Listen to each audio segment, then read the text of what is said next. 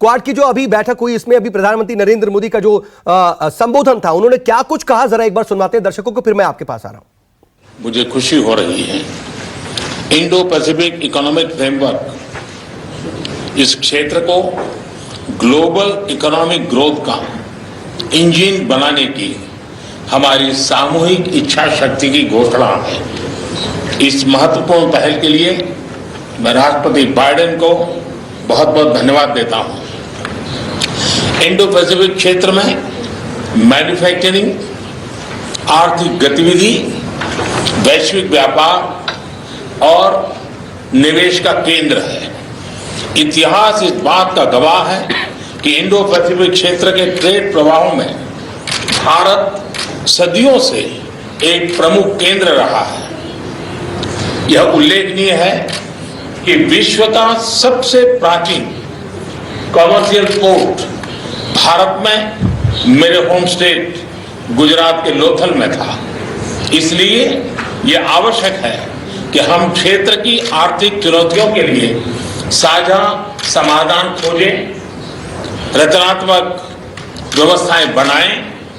Excellency, Bharat एक inclusive और flexible Indo Pacific economic framework के निर्माण के लिए आप सभी के साथ काम करेगा। मेरा मानना है कि हमारे बीच रेजिलियंट सप्लाई चेन्स के 3 मुख्य आधार होने चाहिए: ट्रस्ट, ट्रांसपेरेंसी एंड टाइमलीनेस।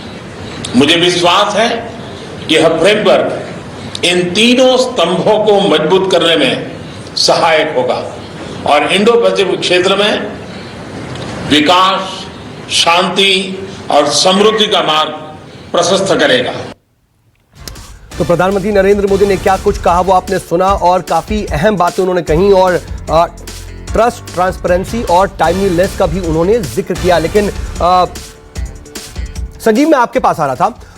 असल में हम तमाम बातें कर रहे हैं, डिप्लोमेटिक एस्पेक्ट की भी बात कर रहे हैं, इकोनॉमिक एस्पेक्ट की भी बात कर रहे हैं। अगर पूरा शेड्यूल एक बार आप बता सके, क्योंकि 23 अहम बैठकें हैं, उसमें बायलैटरल मीटिंग्स भी हैं, वो क्या है उनका पूरा शेड्यूल, अगर वो आ जाएगा तो शायद लोगों को भी समझ में आएगा कि कितनी अहम बैठकें हैं ये। देखिए, ये जो कार्यक्रम था, ये पहला कार्यक्रम था और इंडो पैसिफिक इकोनॉमिक फ्रेमवर्क को लॉन्च करने में चारों नेता एक साथ आए और 13 देशों का ये फ्रेमवर्क होने जा रहा है। इसके बाद एक बहुत ही अहम कार्यक्रम है प्रधानमंत्री का, और वो कार्यक्रम है वहां के बिजनेस लीडर्स, जापान के बिजनेस लीडर्स से मुलाकात करने का। और कहा यह जा रहा है कि करीब 30-35 बिजनेस लीडर्स होंगे जापान के, जो मुलाकात करेंगे प्रधानमंत्री से। और उसके बाद कहा जा सकता है कि सबसे महत्वपूर्ण कार्यक्रम आज में जो होने जा रहा है वो है भारतीय समुदाय से मुलाकात। एक सॉफ्ट पावर के तौर पर भारत हर जगह पूरे विश्व में अपने जो भारतीय समुदाय है उसकी जरिए अपना पहचान बनाने में सफल हुआ है। और जापान में करीब 40,000 भारतीय रहते हैं।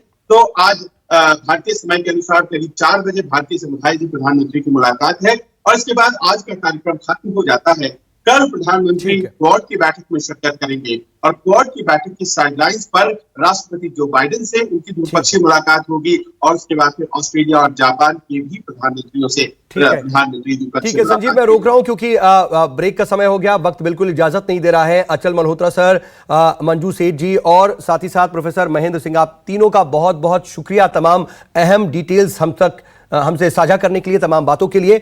तो कुल मिलाकर के क्वाड की बैठक, चाहे वो डिप्लोमेटिक एस्पेक्ट की बात हो या फिर इकोनॉमिक एस्पेक्ट की, बहुत अहम है और खास तौर पर चीन के इन्फ्लुएंस को रोकने के लिए कोई भी फोरम हो भारत के लिए वो हमेशा इंपॉर्टेंट होता है। एक छोटा सा ब्रेक, बने रहिए न्यूज़ 24 के साथ।